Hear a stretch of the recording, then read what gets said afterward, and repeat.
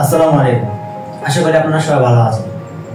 তো আজকে কিছু কথা বলি যেটা আমাদের দৈনন্দিন জীবনে লাগেই, বাস্তবতার সাথে মিল রেখে কিছু কথা বলি। আচ্ছা বলেন তো, কখনো কি আপনার মনে হয়েছে জীবনটা ঠিক একটা পরীক্ষার মতো, যেখানে প্রশ্ন আসে হঠাৎ করে কিন্তু উত্তর খুঁজে বের করতে হয় নিজেকেই? বাস্তবতা এই শব্দটা শুনলে ভারী একটা অনুভূতি আসে, তাই না? কারণ বাস্তবতা কখনো স্বপ্নের মতো সুন্দর নয়, এটা কঠিন, তিতা, কিন্তু এটাকে তো মোকাবেলা করতে হবে আমাদের। আপনার স্বপ্ন যদি বড় হয় তাহলে আপনার লড়াইটাও হলো বড়। আপনি যদি ভাবেন সবকিছু সহজ হবে তাহলে আপনি ভুল করছেন, কারণ জীবন সহজ নয়, কখনো সহজ ছিল না। কিন্তু আপনি জানেন কি সবচেয়ে সুন্দর ব্যাপারটা কি? আপনি পারেন, আপনি করতে পারবেন, এটা হচ্ছে সবচেয়ে সুন্দর ব্যাপার।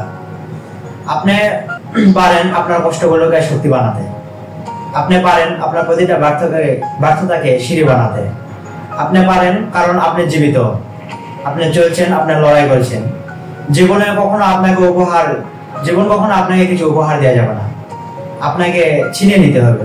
ঘাম দিয়ে, কষ্ট দিয়ে, ধৈর্য দিয়ে, পরিশ্রম দিয়ে, এগুলো আপনাকে ছিনিয়ে নিতে হবে। আর আপনি লড়ছেন, জীবন কখনো আপনাকে কিছু উপহার দিবে না।